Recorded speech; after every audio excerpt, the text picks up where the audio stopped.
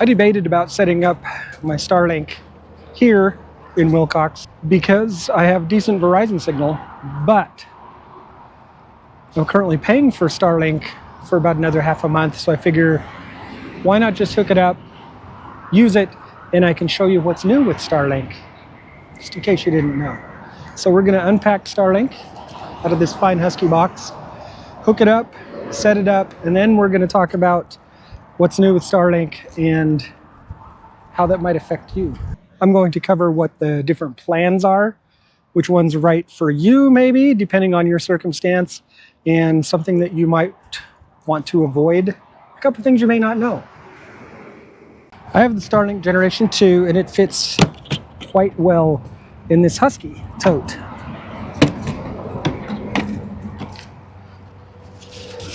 Kept the original packaging to cover it up. Go Hawks. American flag for the pole I'm going to show you in a minute, and then the cables, as well as the power cord, should we need that, the circuit breaker with the surge protector, and the router. I have the network adapter because I have cut my cable, if you will, so it goes like that. I've covered that in a previous video. I'll briefly cover it here. Have the original stand and the rest of the cable, including the end that goes into the Gen 2 Starlink. I also have a flagpole that I mount the Starlink on. Just cut out this part here. The Starlink fits down in it, or you can buy a fancy adapter.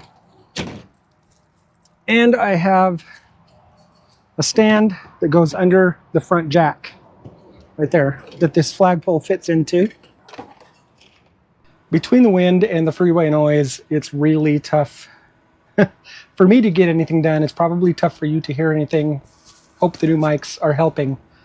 But along with the regular mount that you just sit on the ground, with the jack stand mount, I also have a rear hitch on this Airstream, and I have a flagpole mount for that hitch that I will show you here momentarily when we go back outside. So I have those three options for mounting my Generation 2 dish. I will cover what the different generations are shortly. Let's go outside and get it set up. I cut my cord. That doesn't mean I dropped cable. It means I cut and put new ends on the cable that goes to my dish. It is a Category 6 shielded connection. I covered that in a different video. I'll try to remember to put a link to that down here. And by down here, I mean in the comments. So I can just plug into that. Also have the cable input and the satellite input. C before S, that's how I remember. And that is a nice waterproof connection.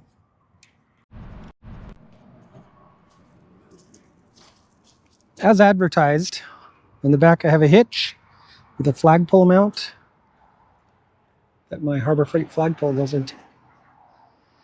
But I don't think we're going to use that because there's a tree right there that we're going to avoid. Since the Gen 2 does try to find satellites, it's one that moves. More about that later. I think we could just put it right here on the ground because that way should be north.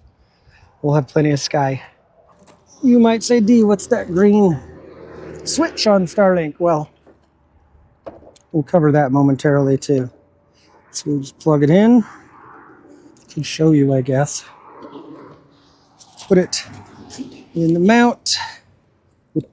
Oh my gosh, that's terrible. Terrible footage. Put it in the mount. It'll snap in one way. There it goes.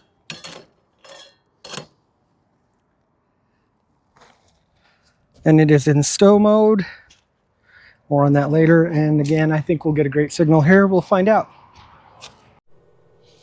Welcome to Under the Table. When we had a desk here, this was a lot less conspicuous than it is here. But we're just going to put the power strip down here, kind of tuck it out of the way.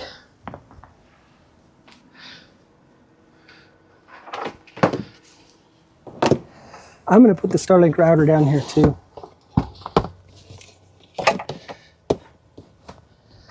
When I did my port in, I ran it behind the water heater, so there is a network jack there to complete the connection.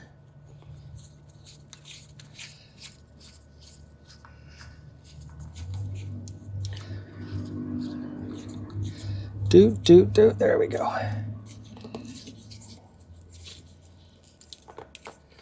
Then just plug it in right there. And we should have connectivity once we plug that in. I'm going to take a minute and tidy this up. I'll be back. There, that's cleaned up enough for now. It really was a better system when the desk was here, because I brought everything. Everything was better when the desk was there. Everything was better when the desk was there. But this will work. Let's set it up. So we plugged it in. It's obviously connected because it's straight up searching for satellites. You might notice I'm in a little bit different location right here in the middle of this video. That's because as I was editing today, I realized I left out a very important step, and that is how to connect to your new Starlink and set it up on your phone so you can get started. So we're just going to start the phone recording. First step, you're going to want to add the Starlink app from the App Store or from the Play Store, depending on your phone. Open that up. Allow Starlink to find devices on local networks, up to you. What is Starlink? Blah, blah, blah. We will do a start actuated is the Gen 2 that I have. Got a clear view of the sky. We're all good there. Have a clear view. My Starlink is plugged in. Open settings and connect to Starlink. Then you can go back over to your Starlink, and we'll pop back in the video here because it will want you to enter or to change the Wi-Fi name and the password. So you can see that we came up with unexpected location.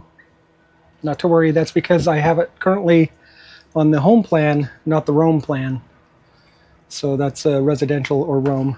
All we have to do is go in and configure that to be roam as the plan rather than residential. So we will show you that momentarily. First, I'm going to configure the Wi-Fi. I'm going to give it a name and a password that I'm not going to tell you, but you have to set that up because right now it's just called Starlink. Sometimes it'll be called Stinky because evidently Elon has a sense of humor. But give it a name that you know and a password that only you know, and you should be good to go. I'll be back.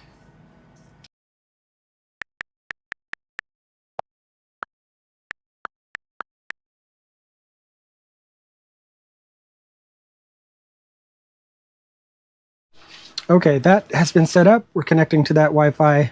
Now we need to fix this unexpected location problem. We'll do that by going into your profile settings. That's the settings. We'll talk in a minute about this free month for you and for them, because that's a heck of a deal for both of us. We'll hit manage subscription right there. You can see it's on residential. It knows this is not where I live, where I currently am. So we will change that to Roam Unlimited, which is one of the plans that you see. Global Roam, I am not going global. I'm just going local. So we'll hit Roam Unlimited. It's telling me due today is $16.76 because that is the prorated amount of the difference between the residential and the roam for the rest of my billing period, which is 11 days. So we will slide to switch that plan, and then we will have service. As we go back to account, restricted, it will update and we'll be good to go. So I'll be right back. Now when you go to the app, you see there's not a problem anymore because it has switched me over to roaming, and I can take this thing anywhere in the United States. Actually, this is not international. Remember, I'm not going global. Not yet. But from here, you can check all the statistics, ping, latency, how much power it's drawing if you want to know that. any outages, of course, obstructions you'll be interested in. Starlink takes a while to calibrate and see what's in its way, but I'm not worried about that from where the dish is pointing, and I will show you where it's pointing momentarily. One thing I like is the speed test. It's not a great speed, but it's better than what I was getting actually with Verizon here out in the middle of nowhere. But I would I typically get like 250 on this at home.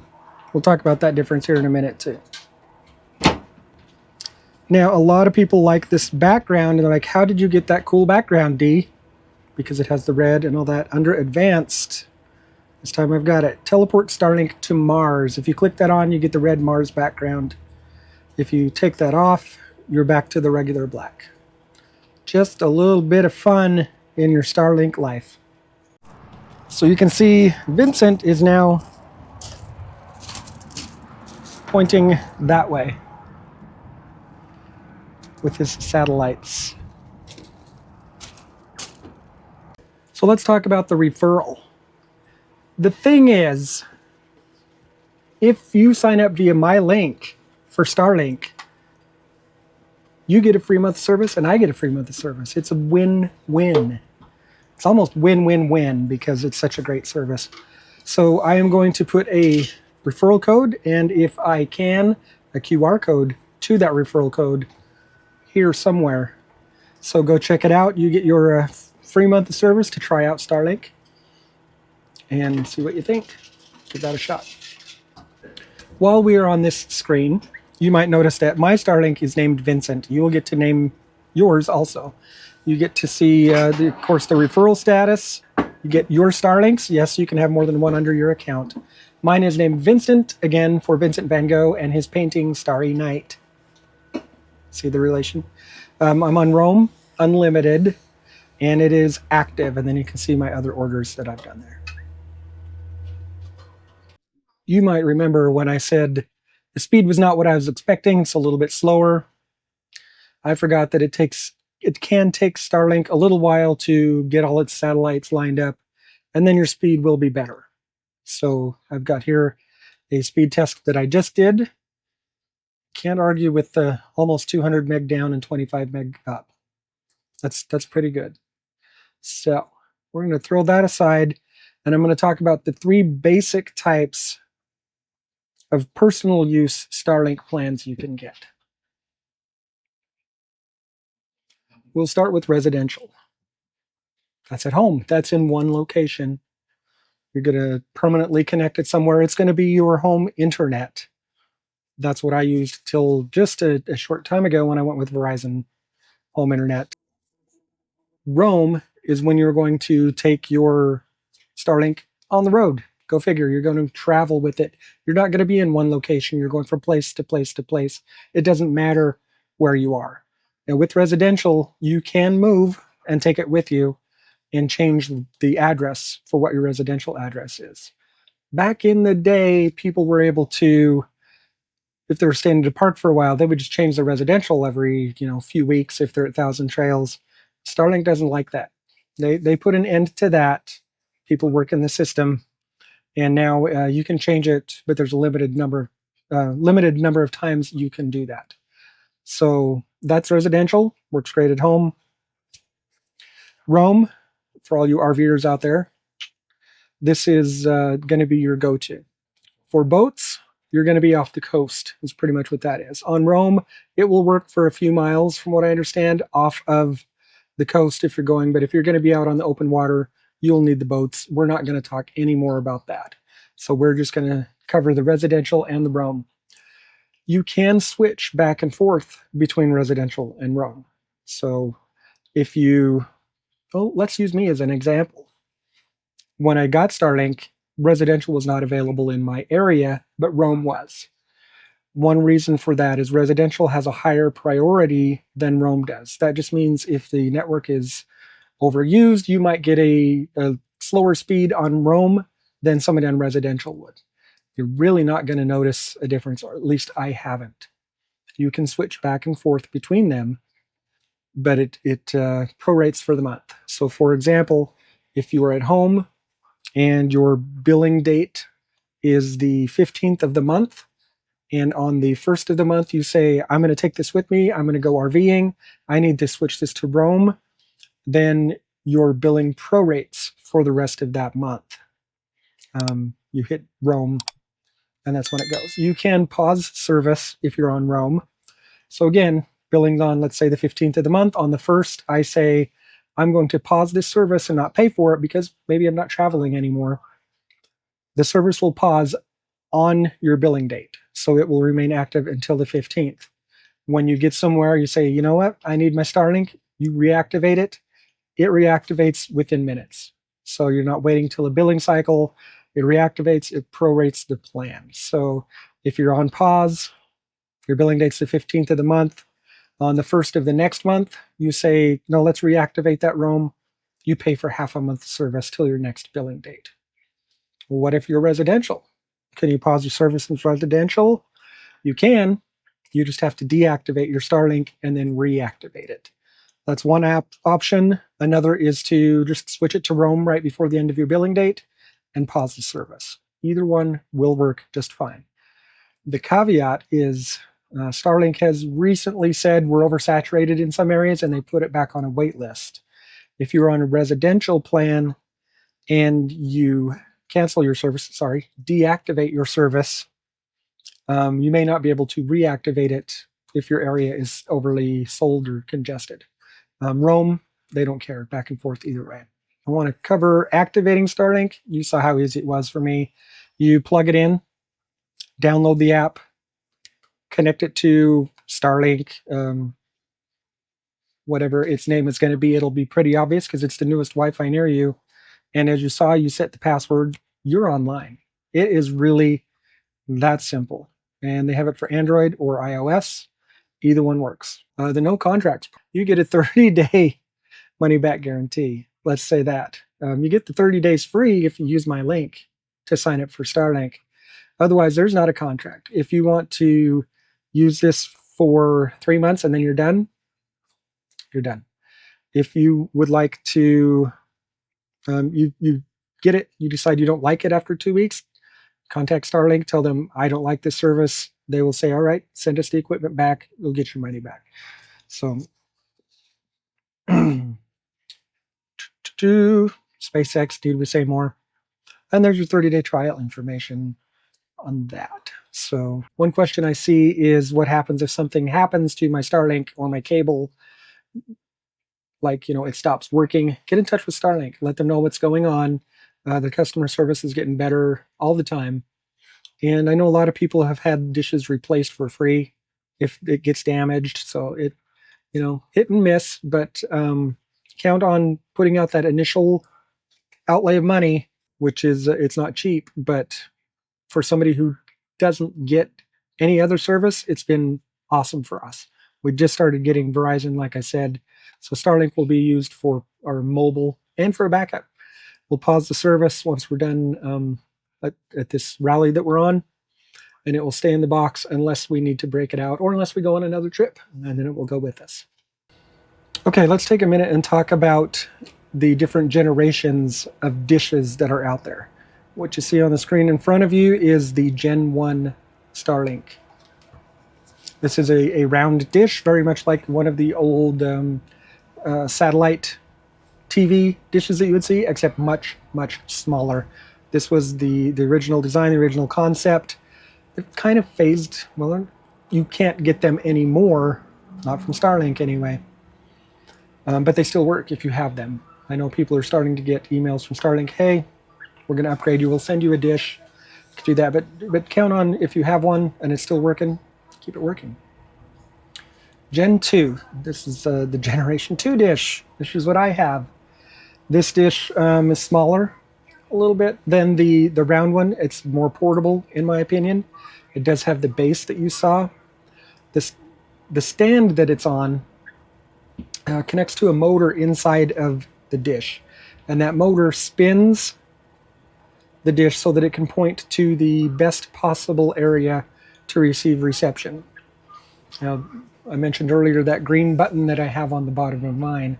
That was a kill switch for the motor. And the intent at the time was when that dish comes up flat, that's when it's going to be the best possible position sometimes to get reception, and definitely the easiest for if you are moving.